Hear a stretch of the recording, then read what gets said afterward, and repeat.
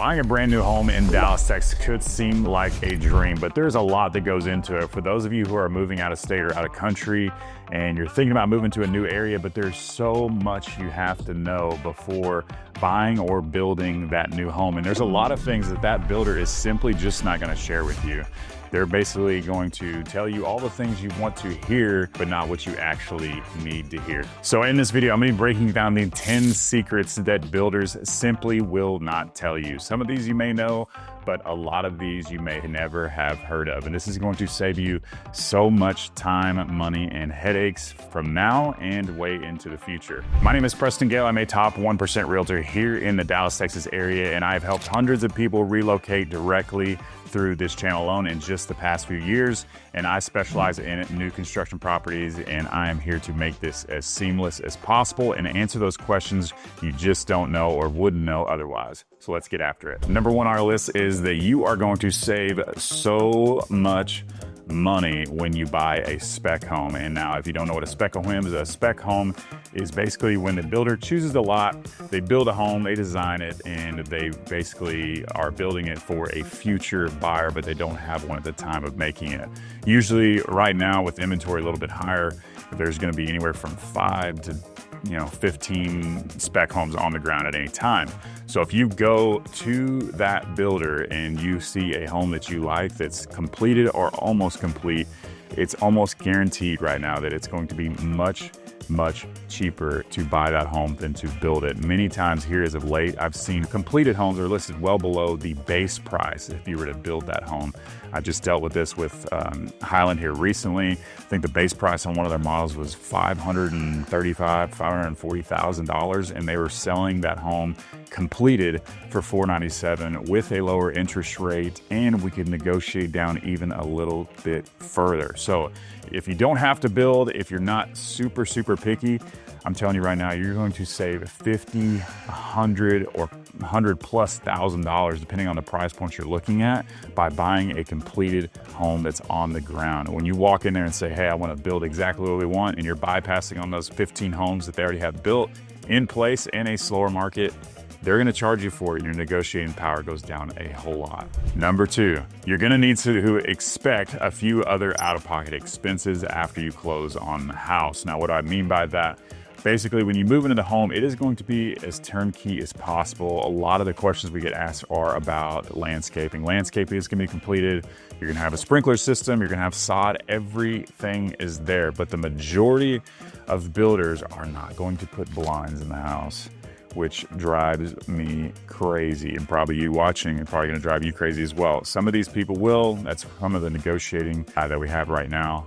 Some builders do come with it, but the majority of them will not come with blinds. So when you move into this house, you're wide open to your neighbors. It's crazy. I have a blinds guy that I can get you connected with if they're a little bit faster, a little bit cheaper.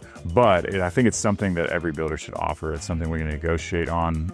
But it just drives me crazy because you're spending all this money and they can't put blinds in your house. It just seems like an unfinished product. But that's one of the things. Another big one is going to be appliances. So you're going to have your stovetop, your microwave, your dishwasher, but the majority of times a home is not going to come with a refrigerator, which is a big expense, of course, in your kitchen, and then a washer and dryer. Now, this is another thing that a lot of the more affordable builders in the $300,000-$400,000 range are going to offer with their incentive package, but most builders, once again, are not going to come with these items, which you add those up, that's not very cheap. Some people you can finance those, you can get those at other places, but make sure you do that after you close because you don't want any dings on your credit. Those are the two major expenses. You're looking at $5,000+ after you close on home. Another one that's a little nitpicky is going to be most of these homes are going to come with pulls on the hand or on your cabinets, which I've gotten different feedback as to why builders don't do that. A big one is that they want you to be able to choose what you put on there. Once you drill those holes in those cabinets, they're pretty much done. So if you get one that's a little bit smaller or bigger, you basically being brand new face of the cabinets after you drill those holes. So it's a very particular thing. Most builders aren't going to put them on there. I always recommend it because it will start to, the oil in your hands and stuff is going to mess up the paint over time, and it just looks better. It's easier to use, but that's another big one. Number 3 is builder contracts. Now, of course, this is a big one that you're going to need to look over, but I will tell you, I've had clients in the past that want to change 2, 3, 4, 5 different things on these contracts because that's the type of people they are. Maybe they're attorneys, somebody just very analytical. I'm going to tell you right now, before we even start that process, that you are not changing the new construction contracts. They are set in stone and they side with the builder, especially after we dealt with what we've been dealing with for the last however many years with all the craziness that we dealt with there. Builders got sued for absolutely everything. And because of that, they side more with builders than ever before.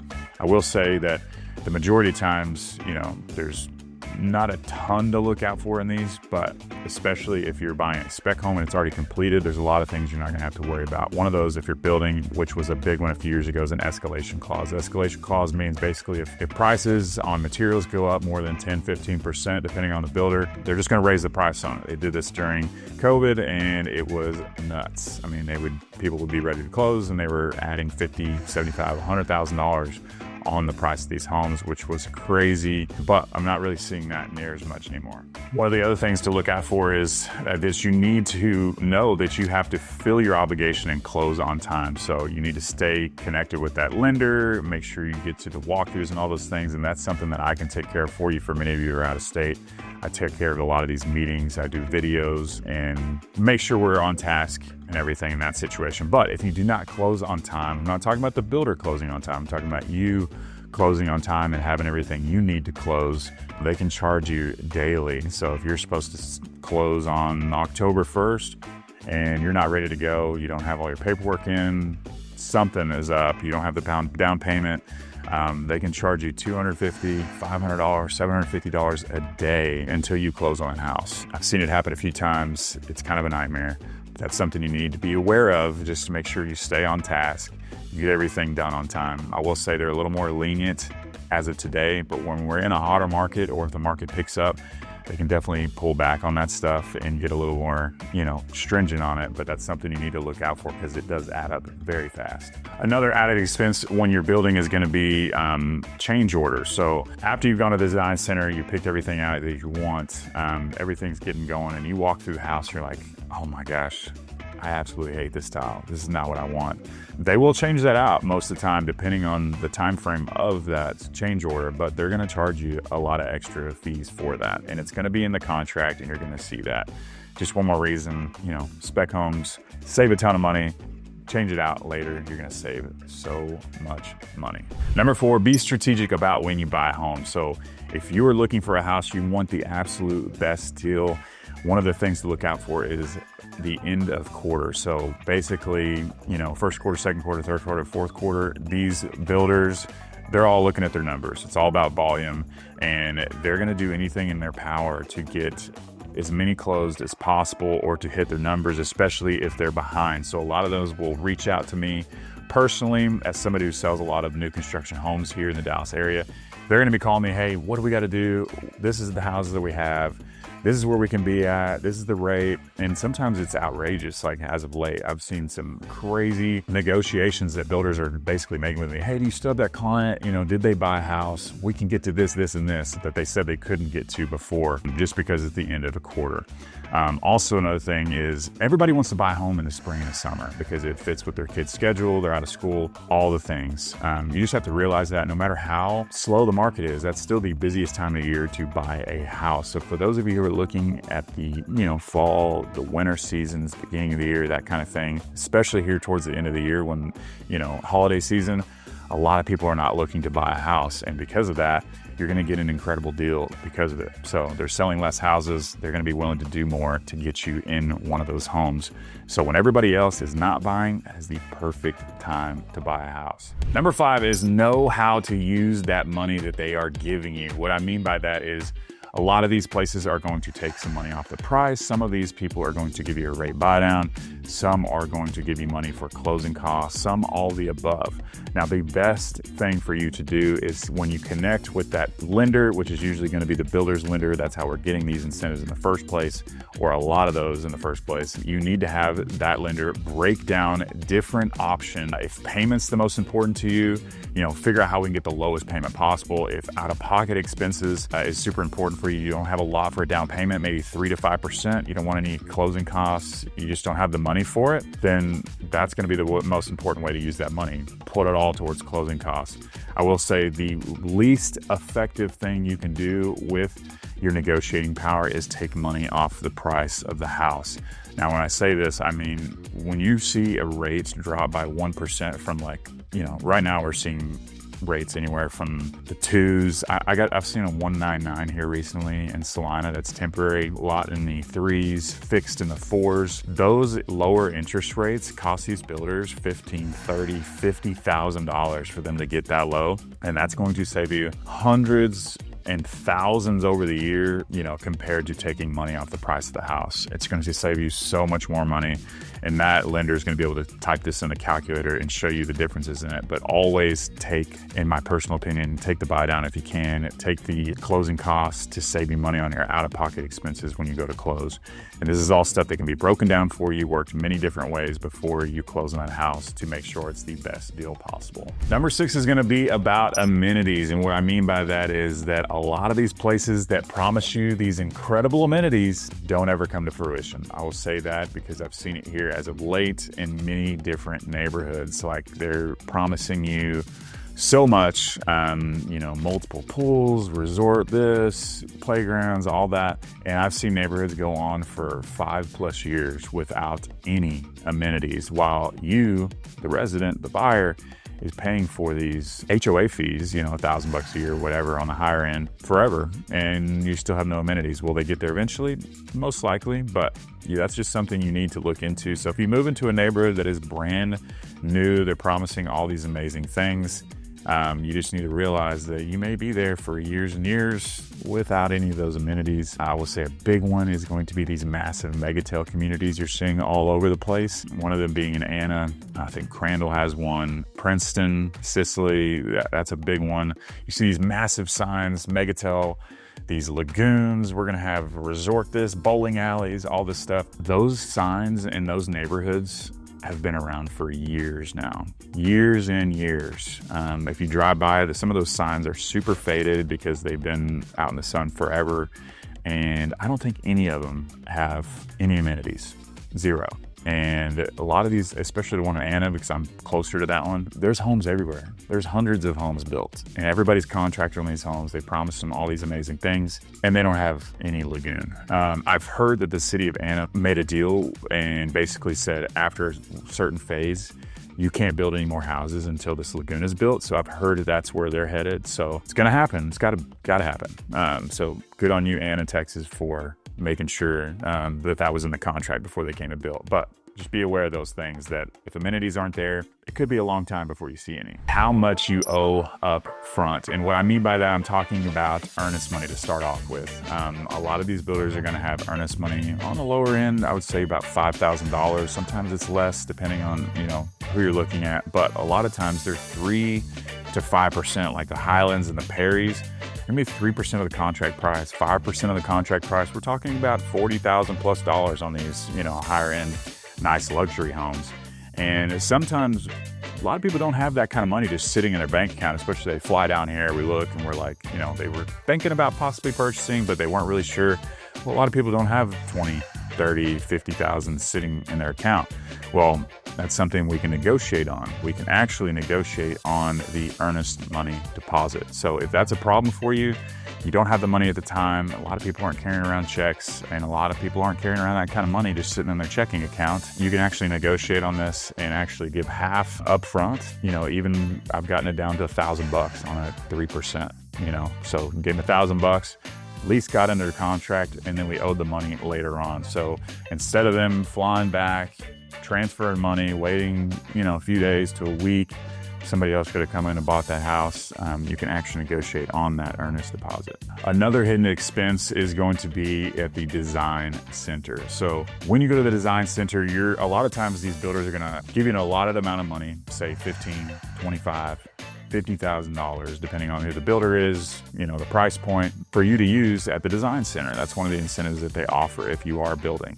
Well, if you go over a certain percentage, they're going to charge you for it. Sometimes 50%, sometimes 75%. I've even seen 100% on, some higher end builds. So what that means is you've gone over your $25,000 allotment. Now you're at $50,000, you owe half of that. So you're going to owe $12,500 extra on top of that earnest money deposit. So you've given your earnest money deposit. Now you're done with the design center. Now you're giving that builder another $12,000. So now you're in this home for quite a bit of money, right? And if anything happens, it could be a little dicey. You got a lot of money invested in that. And the reason why a builder takes more money at the design center when you go over a certain amount is because you've bypassed their spec homes. You are building this directly for you. And I gotta say, a lot of people have great taste, but a lot of people don't have great taste. Everybody's different. And you're building the home directly for you. So if you're designing this home, you're spending all this out-of-pocket money. Some people don't do the best job, and they're not thinking about resale value. They're thinking about their family and being there long-term. So the builder is taking on all the risk if you were to back out on that home. So in return, they ask for more money. And one other thing, but I want to cover before I go to the next thing, is that earnest money is usually non-refundable unless it comes down to a financing issue. And what I mean by that is that if you lose your job, you're under contract, everything's going well, you lose your job, you should be able to get your earnest money deposit back with most builders. So that's something you need to look at, because there's going to be a certain amount of days and all the above. But if it comes down to financing, most builders are going to give you cash back. Some won't give you all of it back. It's very frustrating, but the majority of them will. But the reason for the deposit in the first place is to make sure you are serious. They take that home off the market. And so if you're just like, no, we found a home that we like better down the street, it's got a prettier color, and you're wanting to back out, it's a different builder, they're not going to give you your money back.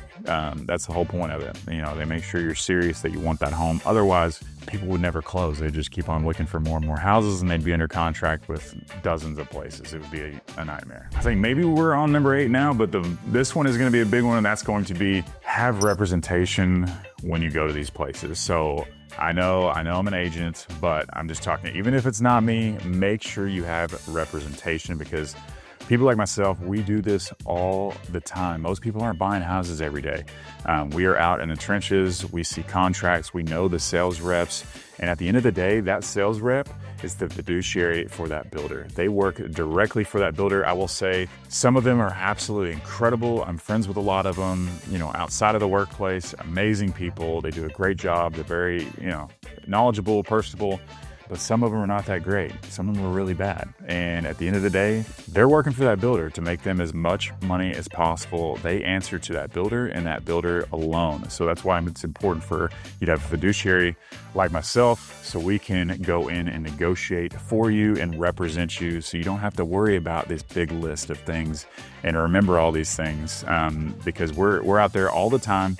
We know what's going on in the current market space. And I have seen time and time again nightmare situations where people will come in after the fact and going under contract and then call me later trying to get out of a sticky situation. I've also seen people walk in not knowing that they can negotiate, and they pay, $50,000 plus more for a house that they could have saved that 50 grand.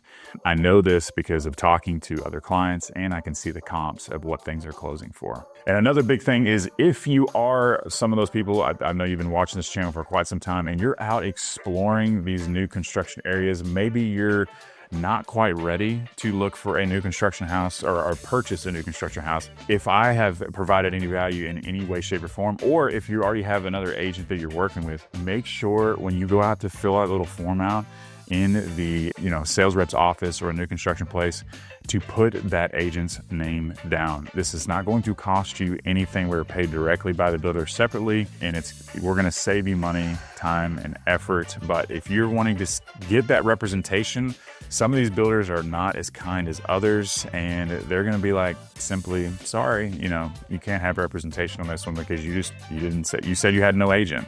So just keep that in mind. Even if you're not serious, even if you're a year down the road, just put myself or whoever you're working with agents down on that sheet. Number 9 is not all warranties are going to be the same. So what I mean by that is that when you purchase a new construction home, that's one of the huge benefits you get of buying a new home is that it's completely covered under warranty. You've got a 1 to 10 warranty, 1 year on absolutely everything, 2 years on all the major items, and 10 years foundation warranty. So I will say that they've changed this to 6 years for a lot of builders. It used to be the law that was 10, now it's 6, but a lot of builders are still keeping that 10-year warranty in place. So that's something you need to look into to make sure, because that is a big one here in Texas because we don't have basement, the soil shifts, and all the above.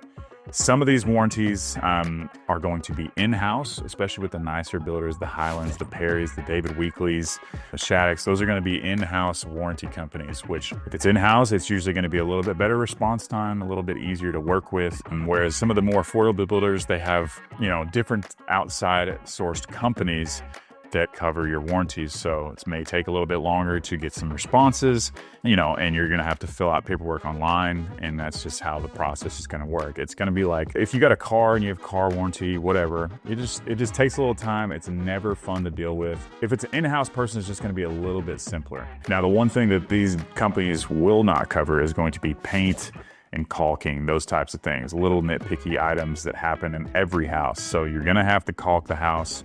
You're gonna have to do paint touch-ups yourself most of the time. But if it's a brand new house, you just moved in and you're seeing some issues, especially for those of you who are working with me, you've never even actually seen the home until you closed, most of the time the builders will come out and make some nice, easy fixes. That's another thing too, is for these communities that are being built and there's still a long way to go, it's kind of nice to know that that builder is going to be in that community for, another 6 months, another year, 2 years, depending on where it's at. Because if they're not answering you and you're having some issues, you or myself, we can just drive over there, walk right into one of the homes they're building and make sure that they come check out your house and get it fixed. And last but not least on today's list is going to be, make sure to always get a third party inspection. I say this time and time again. People are always, what do you recommend? I always recommend get one before you close on the house initially. Some people get one during the warranty period for that first year. They'll get it about month 10 or 11 and then just turn it into the warranty company.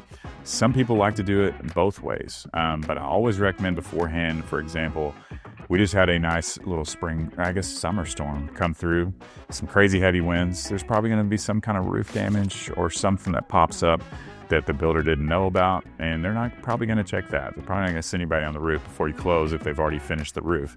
So an inspection, $400 to about $700 depending on what you add on there. So it is an extra out-of-pocket expense, but it's a sleep well at night account, basically. It helps you know that your house is ready to go. It's, the ins and outs of the home are working the way they have intended to.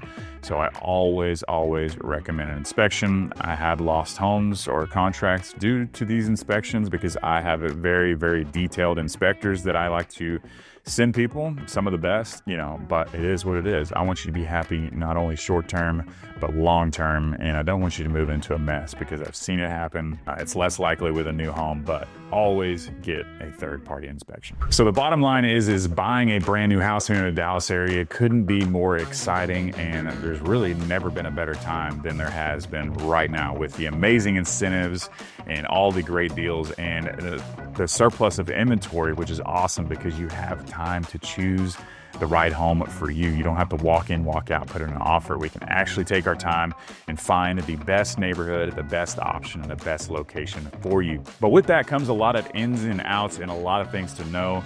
So once again, it's super important to connect with somebody like myself so we can help you get the best deal, save that time and that money, and find the best place for you and your family. Remember to give me a call, shoot me a text, or send me an email. I would love to help you and your family make a smooth move to Dallas. Hope to see you around town. Make sure to check out this next video if you're looking at the Dallas area.